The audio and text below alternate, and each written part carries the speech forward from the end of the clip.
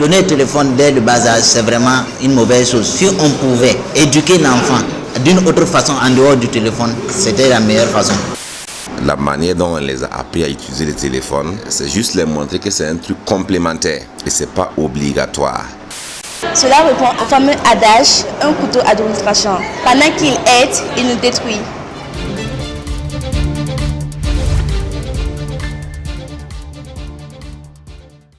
Ils sont partout, dans le salon, entre camarades et même sous la couette la nuit. Téléphones portables, tablettes et télévisions rythment désormais le quotidien de nombreux enfants. Mais cette omniprésence des écrans est-elle sans conséquence? Entre outils d'apprentissage et sources de distraction, les avis divergent.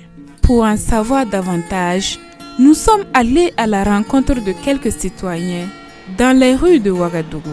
C'est une bonne chose parce que ça favorise l'éveil de la conscience. Déjà, dans les tablettes pour enfants, nous avons des jeux qui leur permettent de développer encore, d'apporter encore un plus à leur cerveau. Donc cela est une bonne chose. Selon moi, donner le portable aux enfants dès le bas âge, c'est vraiment une mauvaise chose. Parce que moi, en tout cas, de ma part, depuis moi j'étais tout petit, je ne connaissais pas ce que c'est un portable. Je voyais les grands seulement qui prenaient ça. Nous, seulement, on sort dans les quartiers, on va jouer et on vient rentrer seulement, boire la soupe de la maman et puis c'est bon. Mais maintenant, de nos jours, dès que les enfants ils ont leur téléphone, ils ne s'intéressent pas aux parents, ils ne cherchent pas à comprendre ce qui se passe dans le monde. C'est les dessins animés, c'est les vidéos inutiles. Ensuite, direction Tampuy, dans la famille Sawadgo. Le couple y vit avec ses 3 enfants, âgés de 4, 14 et 16 ans. Ici, comme dans beaucoup de foyers, le téléphone portable fait partie du quotidien. À la maison, les écrans sont devenus indispensables et je pense que ce phénomène-là est vraiment réel. C'est profitable également. Seulement, le phénomène a besoin de beaucoup de suivi et de restrictions. Les enfants du couple avouent passer une bonne partie de leur temps libre à regarder des vidéos sur les téléphones. J'aime regarder des vidéos, écrire des SMS, jouer des jeux aussi. Je regarde des vidéos et je joue à des jeux. Mais chez les Sawadgo, l'utilisation des écrans ne se fait pas sans règles.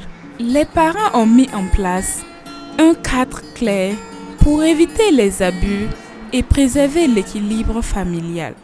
Et en famille, les règles sont instaurées. Et le téléphone est utilisé avec les enfants, avec un compte enfant. Et à partir de ce mode d'utilisation, les enfants ne peuvent pas télécharger certaines applications sans mon autorisation. En plus de cela, leurs téléphones sont fouillés fréquemment pour vérifier ce qu'ils font avec. Par exemple, le matin au réveil, ils finissent de faire leurs travaux ménagers, bien sûr, comme ce sont les vacances. Et maintenant, après ça, le petit déjeuner. Et en plus, quand ils vont finir maintenant, c'est là, maintenant, ils peuvent manipuler leur téléphone jusqu'à 12 heures, manger et puis se reposer. On les suit, bien sûr. Souvent, on fouille dans leur téléphone. Bon, on regarde ce qu'elles font avec le téléphone. Ils ne courent pas pour réclamer le téléphone, ils ne sont pas accros au téléphone. Parce que la manière dont on les a appris à utiliser le téléphone, c'est juste leur montrer que c'est un truc complémentaire et ce n'est pas obligatoire. Voilà, il faut l'utiliser et savoir l'utiliser. Pas forcément l'avoir sur toi à tout moment parce que c'est quelque chose qui est interdit même à l'école. Et même le soir, dès 19h, 20h, les portables ne sont plus utilisés jusqu'au matin, jusqu'au lendemain. Donc la nuit, pas d'utilisation de téléphone. Une discipline confirmée par les enfants eux-mêmes. Mes parents m'ont donné des règles. À partir de 19h ou 20h, les téléphones ne sont plus utilisés. Quand il n'y a plus d'écran ou de téléphone, je fais la lecture. Oui, mes parents m'ont donné des règles d'utilisation. À partir de 19h, 20h, les téléphones ne sont plus utilisés. Je bosse mes leçons. Car si les écrans présentent des avantages indéniables, éveil de la curiosité, facilité d'apprentissage, ouverture sur le monde, il comporte aussi des risques, dépendance, isolement, baisse de concentration et troubles du sommeil. Par exemple, nous avons les maladies et concernant la vision.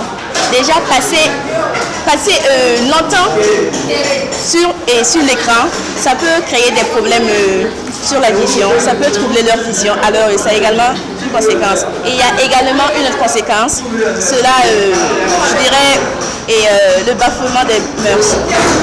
Déjà l'enfant, il sera, à travers les réseaux sociaux comme les TikTok, il verra la culture occidentale. Et pour lui, il va vouloir copier ça et cela va aller en l'encontre de la nôtre, la culture africaine.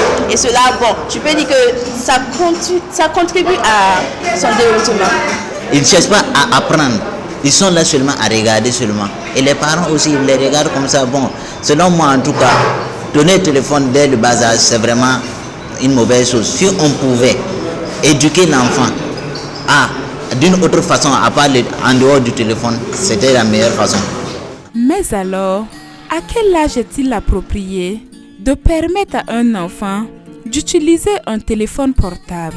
Une question à laquelle nos intervenants ont répondu selon leur expérience et leur perception du danger. Donner le téléphone à un enfant, je pense après l'année du CP, il peut commencer à utiliser le téléphone en ce moment, c'est ce que je pense. Voilà. J'ai commencé à donner le téléphone portable à mes enfants à l'âge de 10 ans, quand elle faisait la classe du CM2. Elle a eu son CEP, c'est là on l'a fait un cadeau. Mais les autres, c'était à l'âge de 4 ans. Les spécialistes recommandent de limiter le temps d'écran des tout-petits à moins d'1 heure par jour, entre 3 et 6 ans.